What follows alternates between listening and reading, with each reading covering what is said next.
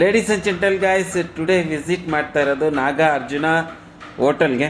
Veg and non veg restaurant, Tamaka, Kolar, Bengaluru Tirupati express ಹೈವೇಲಿ ಬರುತ್ತೆ.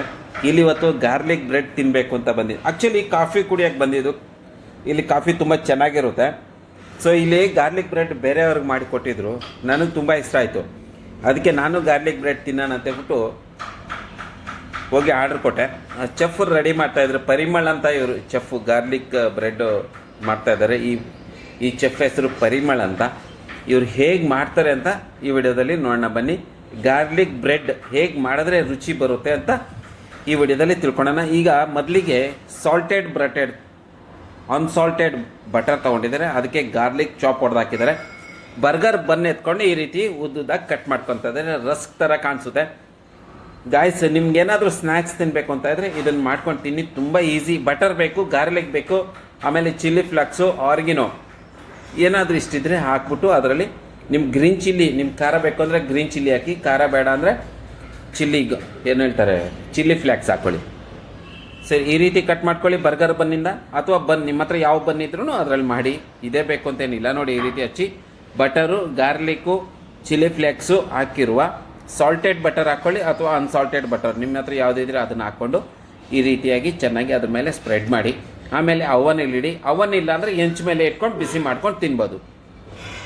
ತುಂಬ ಈಸಿಯಾಗಿ ನೀವು ಗಾರ್ಲಿಕ್ ಬ್ರೆಡ್ನ ನಿಮ್ಮ ಮನೇಲಿ ಮಾಡ್ಕೊಂಡು ತಿನ್ಬೋದು. ಫಸ್ಟು ಗಾರ್ಲಿಕ್ ಅಂದರೆ ಬೆಳ್ಳುಳ್ಳಿ ನಾವು ಹೊಡೆದ್ಬಿಡಿ. ಮಾರ್ಕೆಟಲ್ಲಿ ಬೆಣ್ಣೆ ಸಿಗುತ್ತೆ, ಆ ಬೆಣ್ಣೆನ ತೊಗೊಂಬನ್ನಿ, ಎರಡು ಹಾಕಿ ಮಿಕ್ಸ್ ಮಾಡಿ, ಒಂದು ಹಸಿಮೆಣ್ಸಿನ್ಕಾಯಿ ಕುಟ್ಟು ಹಾಕ್ಬಿಡಿ, ಜಜ್ಜಿ ಹಾಕ್ಬಿಡಿ ಅಥವಾ ಕಟ್ ಮಾಡಿ ಹಾಕಿ.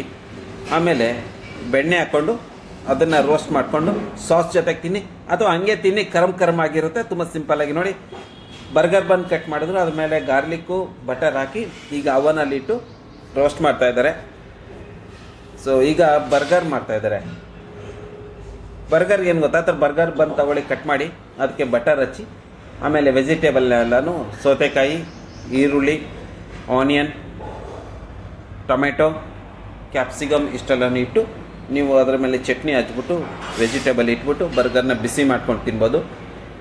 ಅಥವಾ ನಿಮ್ಮ ಹತ್ರ ಅವನ್ ಇಲ್ಲ ಅಂದರೆ ಹೆಂಚು ಮೇಲೇ ಬರ್ಗರ್ ಬನ್ನನ್ನು ಬಿಸಿ ಮಾಡ್ಕೊಳ್ಳಿ, ವೆಜಿಟೇಬಲ್ ಕಟ್ ಮಾಡಿಕ್ಕಿ, ಚೀಸ್ ಇದ್ದರೆ ಚೀಸ್ ಹಾಕ್ಕೊಂಡು ನೀವು ಅದು ಮತ್ತೆ ಬಿಸಿ ಮಾಡಿಕೊಂಡು ತಿನ್ಬೋದು, ಅಥವಾ ಹಂಗೆ ತಿನ್ಬೋದು ಸ್ಯಾಂಡ್ವಿಚ್ ಥರ.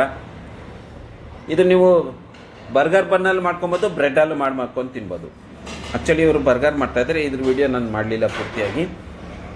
ಈಗ ಒಳಗಡೆ ಇಟ್ಟಿದ್ರಲ್ಲ ಗಾರ್ಲಿಕ್ ಬ್ರೆಡ್, ಅದು ಪದೇ ಪದೇ ನೋಡ್ಕೊತಾ ಇರಬೇಕು ಸೀದೋಗ್ತಾ ಇದೆಯಾ ಇಲ್ವಾ ಅಂತ. ಸೊ ನೋಡಿ, ಈಗ ಬರ್ಗರ್ ಬನ್ನಿಗೆ ಬಟರ್, ಪ್ಲೈನ್ ಬಟರ್ ಹಚ್ಕೊತಾ ಇದ್ದಾರೆ ಅನ್ಸಾಲ್ಟೆಡ್.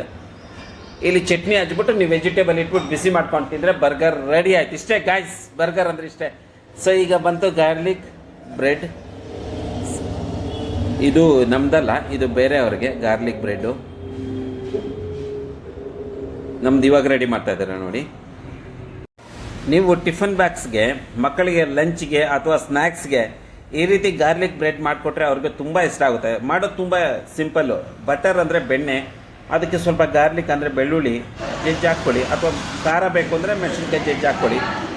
ಬ್ರೆಡ್ಡು ಅಥವಾ ಬನ್ನು ಏನೋ ಒಂದು ನಿಜ ಕಟ್ ಮಾಡಿ ಅದನ್ನು ಅವನಲ್ಲಿ ರೋಸ್ಟ್ ಮಾಡಿ, ಅಂದರೆ ಅವನ್ಗಿಡಿ, ಅಥವಾ ನೀವು ಹೆಂಚ್ ಮೇಲೆ ಈ ಕಡೆ ಆ ಕಡೆ ತಿನ್ನಿಸ್ಬಿಟ್ರು ಸಖತ್ತಾಗಿ ರೆಡಿ ಆಗುತ್ತೆ, ತಿನ್ಬೋದು, ಹೆಲ್ದಿ ಆಗಿರ್ಬೋದು, ಒಳ್ಳೆ ಫುಡ್. ವಿಡಿಯೋ ಇಷ್ಟ ಆಗಿದ್ರೆ ಲೈಕ್ ಮಾಡಿ, ಥ್ಯಾಂಕ್ ಯು ಸೋ ಮಚ್.